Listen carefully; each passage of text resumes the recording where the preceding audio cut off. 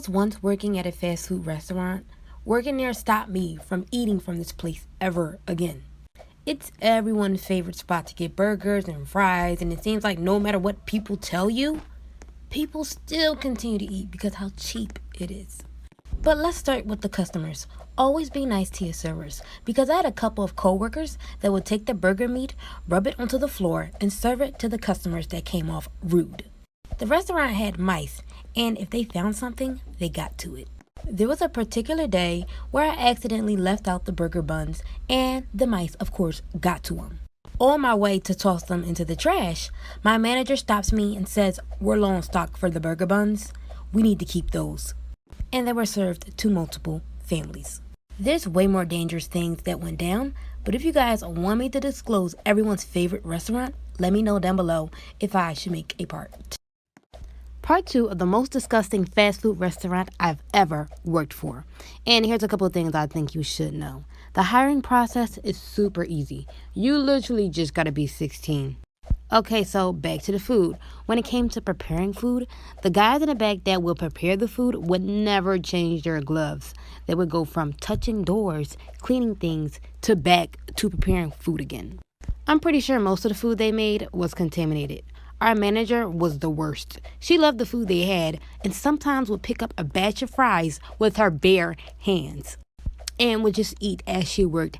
Half the time when she got done with counting money, she wouldn't wash her hands neither. And y'all know how dirty money is. Now exposing the restaurant. I said if you guys comment down below, I might just tell you guys what fast food restaurant it was.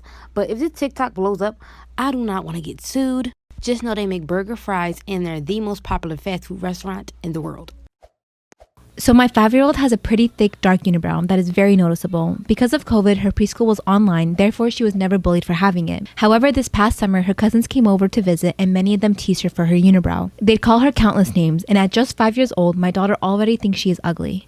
It breaks my heart because nobody, let alone a 5-year-old, should think they are ugly. I reassure my daughter she's beautiful and not to listen to her cousins, but my daughter still believes she is ugly. In a week, she is starting kindergarten, and I really do not want the bullying to get worse there. So yesterday, I took it in my hands to wax her unibrow. I didn't shape them or anything, just waxed the middle off to get rid of her unibrow. My daughter was elated, looking in the mirror and calling herself so pretty. It warmed my heart to see her so confident in herself, but I made sure to remind her she was beautiful both ways. When my husband came home, my daughter was so excited to show him her eyebrows. In front of her, he called her beautiful, but after she left, we had a huge fight. He said it was horrible of me to be subjecting my 5-year-old daughter to beauty standards. And at such a young age, I'm pushing it on her instead of telling her she is beautiful the way she is. And no 5-year-old should be waxing their eyebrows, and I'm pushing the mentality that she's only beautiful without her unibrow. And that my daughter is too young to know what she even wants, and she should have been able to make her decision to wax it off when she is old enough. I truly understand all the points he has made. However, my daughter has told me she wants to get rid of her unibrow, and I didn't want her to grow up with the bullying and teasing and blame me because I could have prevented it.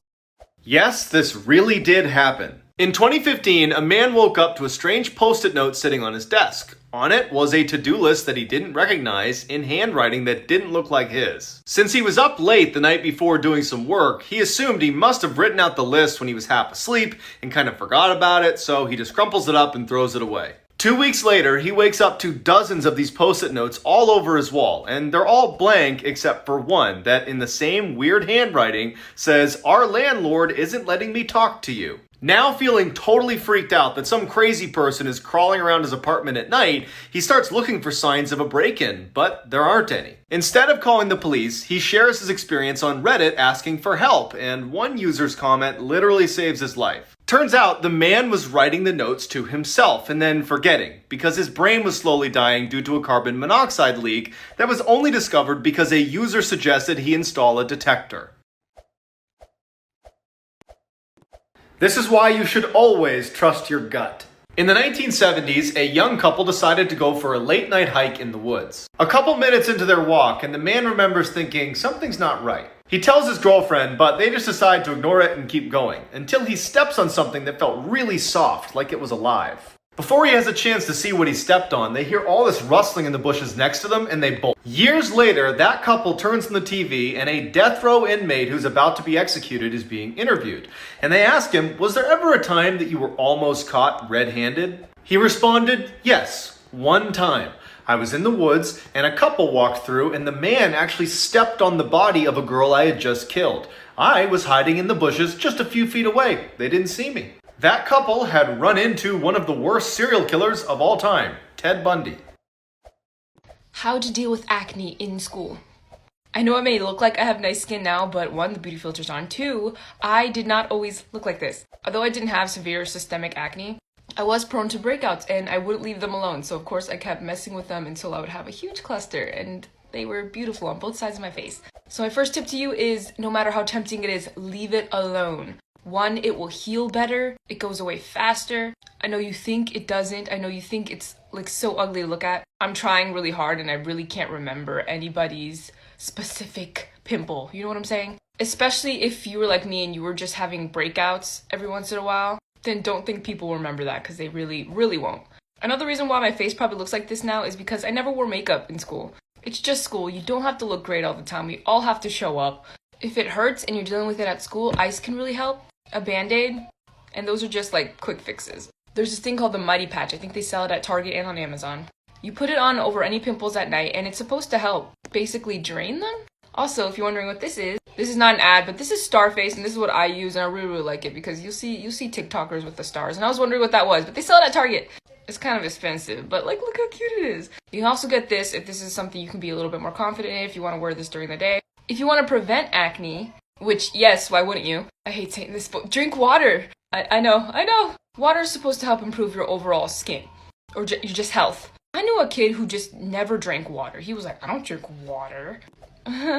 Just try it. If you used to drink, like, I don't know, 1 water bottle a day, try increasing the amount of water you take in. Check on your skin after 2 weeks. If you don't see a difference, then I don't know, ask for your money back. Look into gut health. A lot of the sweet or greasy foods that we eat can, affect what our face looks like. I'm not going to tell you what food to stay away from or what not to eat because I'm not a dietitian, I'm not a dermatologist. Do your own research and talk to your own professionals. But all of our bodies are different, so find what works for you. Good luck and follow for more. There's a creepy lost episode of Barney that a father swears he caught his kids watching. One day he was looking at the TV guide when he saw that it said a lost episode of Barney was going to air at 7 p.m. He asked his kids if they wanted to watch, and they said yes. They all sat down to watch it, and the theme song started playing, but something wasn't right about it. It almost sounded like the song was being whispered. The episode started as it usually did, the kids holding the Barney doll that suddenly comes to life. But when Barney started talking, he sounded slightly weird. It sounded like 2 people were talking at once. His normal voice and one that sounded darker and scarier. And suddenly he said, "Hi kids, today I'm going to talk to you about death." So one of the kids asked him, "Barney, what's death?" He then chuckled and said, "This is." With his face suddenly turning angry, his teeth growing long, and then he eats the child. And then he proceeds to chase all the other children around trying to eat them throughout the rest of the episode.